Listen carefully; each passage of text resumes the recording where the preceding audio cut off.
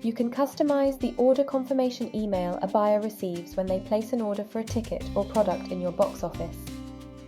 From the box office settings section of your dashboard, choose confirmation emails from the side menu.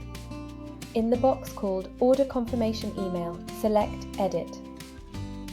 Here, you can edit your order confirmation email as you would when editing an email. Use the formatting buttons to bold or italicize certain parts of text, insert images, and turn text into links. Use the people icon to add placeholders. These can be used to automatically place some buyer or order details into the order confirmation email.